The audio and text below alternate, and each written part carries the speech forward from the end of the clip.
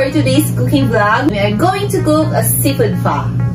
Now, I am going to introduce to you the ingredients that I'm going to use for our seafood pho. It's supposed to be pure beef bone, but we can't find beef bone around. So, we just bought a short ribs.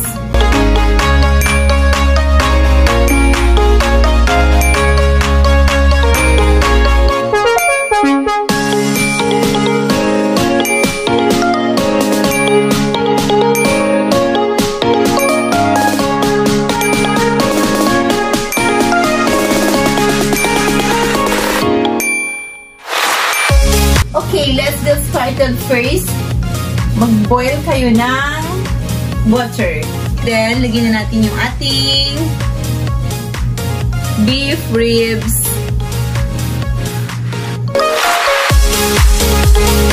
Okay guys, dapat hugasan niyo siyang mabuti. You have to wash it thoroughly para malinis siya. Itong mga seafood natin. Kasi gagawa tayo ng stock. Yung pagbublansya natin mamaya, ihahalo natin sa stock. So, kailangan siyang malinis na malinis. Next step, i-grill natin itong shrimp. So, ito na yung beef natin. Yan, nagbo-boil na siya. Then, ito yung shrimp natin. I-grill natin yung shrimp.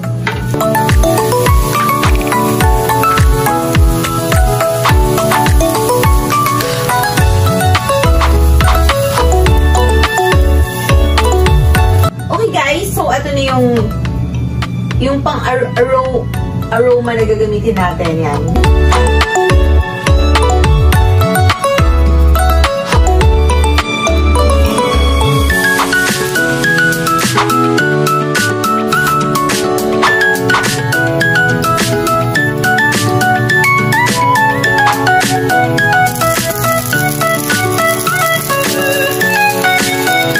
Kailangan niyo siyang hugasan.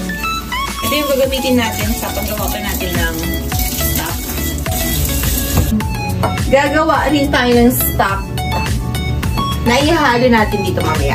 Sa stock na beef stock na ginagawa natin, gagawa rin tayo ngayon ng seafood stock. Takan natin yung shrimp.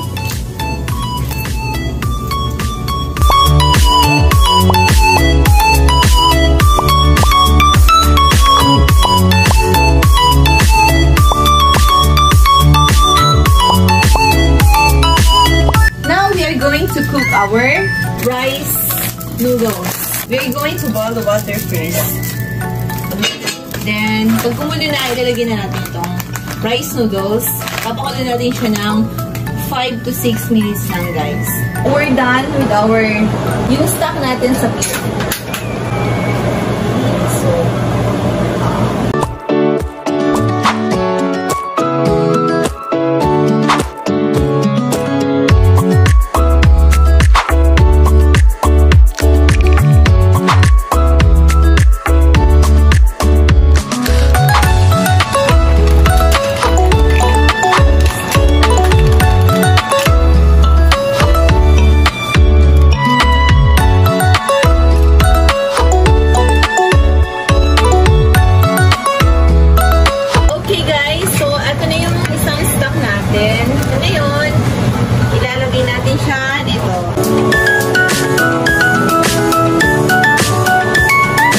Pinag-combine natin lahat. Okay? Ito yung beef stock, tapos ito yung mga herbs, tapos yung pinagbalutan ng shrimps.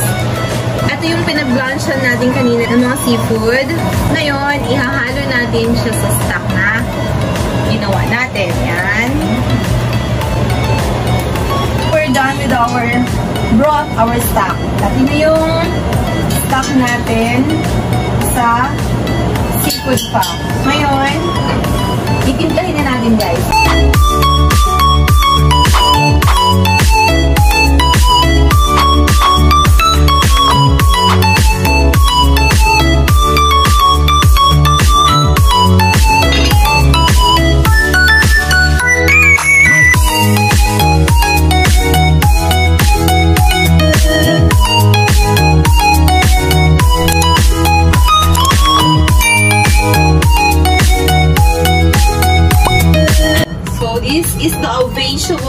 we're going to put on the top of our noodles. Okay guys, so we're done with our seafood pa. Magpe-plating na lang ako.